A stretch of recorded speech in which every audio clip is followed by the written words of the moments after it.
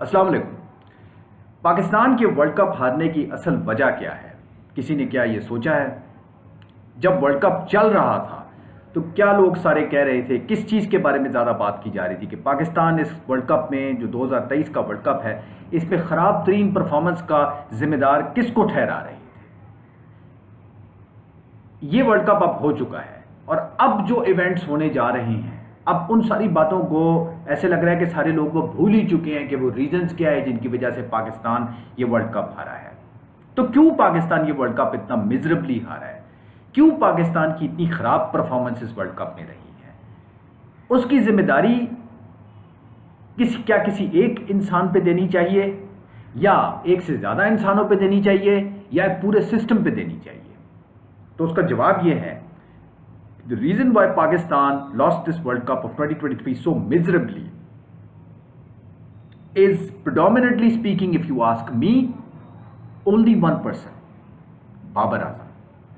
उसके अलावा क्या एक बाबर आजम के अलावा भी कुछ लोग हैं जिनको ब्लेम करना चाहिए? मेरा ख्याल है कि बाबर आजम पे ही इतना ज्यादा ब्लेम चला जाता है, इतना ज्यादा ब्लेम बाबर आजम पे चला जाता है, being the captain of the team, कि आप उन सारे दूसरे प्लेयर्स की जो रिस्पॉन्सिबिलिटी है वो बड़ी इररेलेवेंट हो जाती है।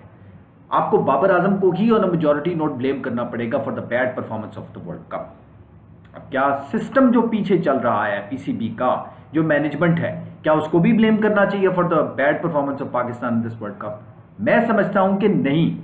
बहुत लोग कह रहे हैं पीसीबी का सिस्टम चेंज करो, ये जका अशरफ को हटाओ, जिस तरीके से पाकिस्तानी क्रिकेट बोर्ड के अफेयर्स चल रहे हैं इनको हटाया जाए, हेड कोच को तब्दील किया जाए, मिकी आर्थर जिस तरह से काम कर रहा है वो खत्म होना चाहिए, आपका जो जिस तरीके से जो सारा जो स्टाफ है, जो मैनेजमेंट है, पीसीबी की ओवरऑल जो सारा सिलसिला चल रहा है, दैट इज रिस्पॉन्सिबल, वो खराबी पैदा कर रहा है। जो बाबर आजम की व्हाट्सएप चैट लीक हुई वो असल में एक बहुत वो डीमोरलाइजिंग फैक्टर था बाबर आजम के ऊपर।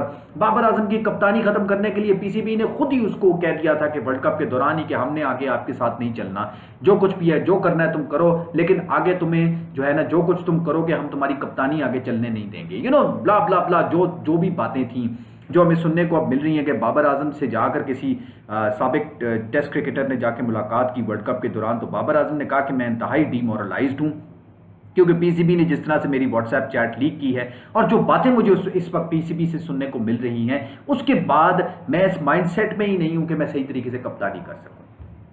PCB is a haystack of problems. PCB बहुत बड़ी शिट होल है, ये मैं मानता हूं, ठीक है।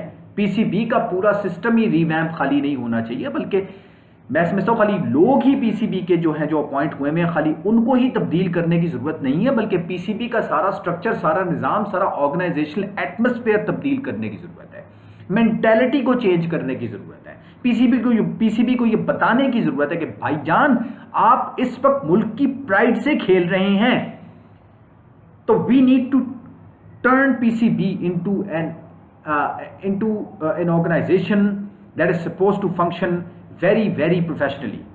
The overall ethos of the organization has definitely got to change. Yes, but that being said, PCB is not responsible for Pakistan's miserable defeat in the World Cup of 2023. ये blame PCB पे नहीं जाता, क्योंकि इस world cup की सारी selection Babar Azam ने खुद की थी। प्लेयर सिलेक्शन एक बहुत बड़ा रीजन है, इनफैक्ट दी ओनली रीजन जिसकी वजह से पाकिस्तान ये वर्ल्ड कप मिजरेबली हारा है।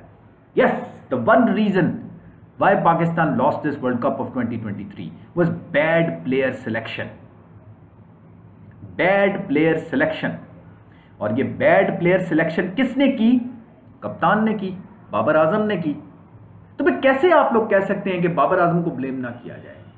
आप कैसे कहते हैं कि नहीं, खाली बाबर आजम को ब्लेम करने की जरूरत नहीं है? क्यों आप लोग सारे बाबर आजम के ऊपर उंगलियां उठा रहे हैं? उसने कप्तानी से रिजाइन क्या कर दिया? उसने अपनी तीनों फॉर्मेट्स की कप्तानी से रिजाइन क्या कर दिया कि आप अब भूल ही गए हैं कि the one person who is responsible for this utmost deterioration in Pakistan cricket, the way Pakistan lost so miserably in this world Cup of 2023। मैं वर्ल्ड कप ऑफ 2023 और इससे पहले होने वाले एशिया कप की बात कर रहा हूं। Who is responsible for that? आप क्या बात करते होते थे उस वक्त? आप बाबर आजम की बात करते थे ना, आप कायम रहे आप उस पर। हाँ, आप रगड़े आप उसे, क्यों नहीं रगड़ेंगे आप उसे? बिल्कुल रगड़ेंगे। Bad player selection, that is the sole reason why Pakistan lost this world cup.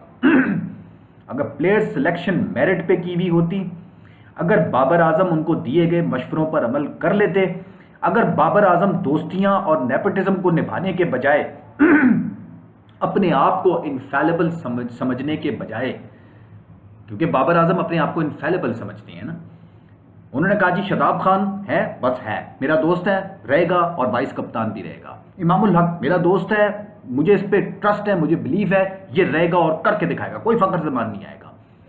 ठीक है, मैं कोई अबरार को नहीं दे के आऊंगा इस पूरे वर्ल्ड कप में, नहीं, मैंने अगर उंगली रख दी है शादाब खान के ऊपर तो बस ये अटल है। ठीक है, तो ये इनफैलिबिलिटी की निशानदेही करता है। आप इनफैलिबल समझते हो अपने आप को, यानी एक चीज आ जाती है आपके अंदर कि मैं कप्तान हूं तो मैं इनफैलिबल हूं और मेरा ट्रस्ट है, मेरा भरोसा है और मैं वर्ल्ड नंबर 1 प्लेयर हूं, मैं वर्ल्ड नंबर 1 प्लेयर हूं। वो बकवास किस्म की नेपाल और जिम्बाब्वे के खिलाफ सेंचुरियां मार के आप अपने आप को वर्ल्ड नंबर 1 प्लेयर समझ रहे हैं। ये बाबर आजम के लिए बहुत बड़ा लेसन है इस वर्ल्ड कप का 2023 का जो है। इसने ठीक किया, इसने रेजिग्नेशन दे दी है अभी तमाम फॉर्मेट से, लेकिन for the betterment of his career की है। क्योंकि अगर बाबर आजम अभी टेस्ट का कप्तान रहता तो जरा जस्टिस हो जाता कि इसकी जो कैप्टनसी का जो मेरिट है वो सही तरीके से एक्सपोज हो जाता कि एज अ कैप्टन ये कहां स्टैंड करता है, एज अ प्लेयर ये कहां स्टैंड करता है। लेकिन इसने नहीं किया, ठीक है, इसने कर दिया रेजिग्नेशन, ओके फाइन, वो भी एक तरीके से देखा जाए तो इसने सेफ खेला है। अब अगला आने वाला कैप्टन क्या इस लायक होगा कि वो पाकिस्तान को ऑस्ट्रेलिया जैसे टफ टूर में किसी किस्म की कोई भी खातिर खा परफॉर्मेंस देने के काबिल होगा। आप शान मसूद को कैप्टन बना रहे, वो तो इंजर होके बैठ गया है। मैं ख्याल इस वक्त जिसको भी ये अपॉइंट करेंगे कैप्टन, वो सारे ही इंजर होना शुरू हो जाएंगे, क्योंकि ऑस्ट्रेलिया का टूर इंतहाई टफ टूर होता है। पाकिस्तान हिस्ट्री में ऑस्ट्रेलिया के अंदर सिर्फ 4 टेस्ट मैचेस जीता है, सिर्फ 4 test matches, 1971, 77, 82 and 1995. The last test match that Pakistan won from Australia was about 28 years back. इतनी ज्यादा this is indicative of such bad performance of Pakistan in Australia. पता नहीं बाउंसी और तेज विकेटों को देखकर इनको क्या हो जाता है completely, they just lose it completely. लेकिन the one person who is responsible for the miserable performance of Pakistan this world cup is Babar Azam. Why? Because he was responsible for the reason why Pakistan displayed such bad performance. And the reason why Pakistan displayed such bad performance was bad player selection. Bad player selection. Second number पे जो reason है bad player selection किसने की? बाबर आजम ने की। Babar Azam bad player selection की। शादाब खान को prefer किया, through out the world cup रखा। मेरा तो ख्याल ये है कि जो मैच पाकिस्तान इंडिया से हार गया था उसके बाद ही बाबर आजम को शादाब को रिप्लेस करके अबरार को लेके आ जाना चाहिए था, जो अगर एग्रेसिवली अपने आप को ये चलाता होता। नहीं, इसको था कि मैं ट्रस्ट करता हूं शादाब पर, मैं शादाब को लेके आऊं, मुझे बिलीफ है शादाब के ऊपर, जो शादाब रहेगा। क्यों? क्योंकि ये बाबर आजम अपने आप को इनफैलेबल समझता था। ठीक है ना। एशिया कप के बाद पीसीबी ने इसी बाबर आजम को ऑप्शंस दी कि ये प्लेयर आपके टीम से निकलने की ज़रूरत है, आप इन प्लेयरों के बजाय इनको चांस दें, वाइस कप्तानी भी चेंज करवाएं, जो कि फिर बाद में किसी न किसी तरीके से हो ही गया। लेकिन आप शादाब खान, आप अबरार को रेगुलर प्लेइंग 11 में चांस दें, बहुत ज़्यादा ज़रूरी है। ये अब्दुल्ला शफीक भी पता नहीं किस तरह टीम में आ गया, इमामुल हक को उसने रिप्लेस कर दिया, वरना तो ये इमामुल हक को भी टीम्स में रिप्लेस करने के मूड में नहीं था। सॉरी, फखर जमान जो है, फखर जमान ने जिस तरीके से इमामुल हक को रिप्लेस किया, ये तो पता नहीं किस तरह हो गया। कौन सी इंजरी फखर जमान को चल रही थी, वो भी डिबेटेबल बात है कि फखर जमान को इंजरी चल रही थी। नहीं, बाबर आजम ने खुद बिठाया हुआ था उसको बेंच पे, वो इमाम को कामयाब करना चाहता था। और मजे की बात यह कि इमामुल हक खुद भी कप्तानी के बहुत बड़े उम्मीदवार हैं।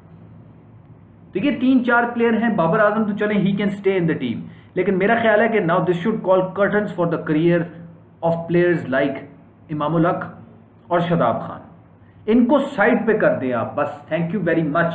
हारिस रऊफ को टेस्ट मैचेस और ओडीआई टेस्ट मैचेस में तो हारिस रऊफ पहले ही नहीं है, लेकिन वनडेज से आप हारिस रऊफ को कभी भी वनडेज में आपने शामिल नहीं करना। आप T20 का बॉलर आप रखें, अगला वनडे वैसे भी अगले साल नवंबर में आके जा रहा है। जब तक फर्स्ट क्लास डोमेस्टिक क्रिकेट के प्लेयर्स नहीं जाकर खेलेंगे रेगुलरली, उस वक्त तक ये लिमिटेड ओवर्स ओडीआई क्रिकेट के लिए क्वालिफाई नहीं कर सकते। T20 इनसे जितनी आपने खिलानी है खिला ले, T20 is a different ball game all together.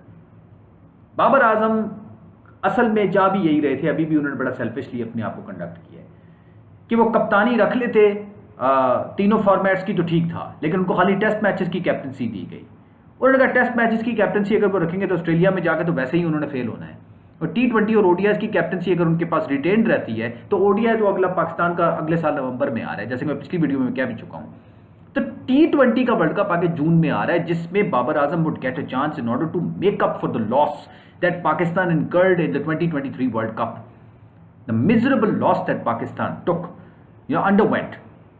This T20 upcoming World Cup, which is just 6 months down the road, Babar Azam now thought that he had a chance to make up for it, make up for that loss, perhaps perform at the T20 World Cup, perhaps the team was going to do good, and yes, this is a very good T20 team, Pakistan, yes, but that's just it. It is a good T20 team, and that's it. All of that confidence that was instigated within this team was as a result of the better T20 performances that Pakistan has displayed. Nothing else. Nothing else.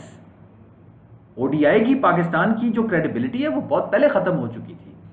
T20 के through recruitment, PSL T20 Pakistan के लिए T20 और T20 से फिर ODI और even test matches, ये एक norm बन चुका है। फर्स्ट क्लास को भूल ही चुके हैं, डोमेस्टिक को भूल ही चुके हैं। There is a reason why there was quality of cricket 20 years ago and 30 years ago। वो उन क्रिकेटर्स की अपनी एक बात थी। आजकल के क्रिकेटर्स की stamina in terms of the weight of the players ये कुछ भी नहीं है, ये बिल्कुल बच्चे हैं। हारिस रऊफ बच्चा है, छोटा बच्चा है, बच्चा है, बच्चा है। जब तक फर्स्ट क्लास में जाकर जान नहीं मारेगा उस वक्त मैं नहीं समझता इसको T20 की टीम में शामिल करना चाहिए। सॉरी, वनडे की टीम में हारिस रऊफ को नहीं शामिल करना चाहिए जब तक कि जाकर फर्स्ट क्लास नहीं खेलता। ओवरऑल मैं समझता हूं कि Babar Azam is the only person who is responsible for the miserable loss of Pakistan the World Cup of 2023. Yeah, no, I will not be blaming PCB right now as much as I hate the institution.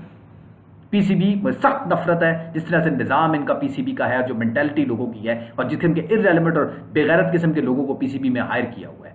लेकिन PCB ने chance दिया था बाबर आजम को। Babar Azam player selection, Babar Azam player selection, Babar Azam ने कहा no Shadab Khan, yes Imamul Haq, yes and no to Abrar, no to Fakhar Zaman।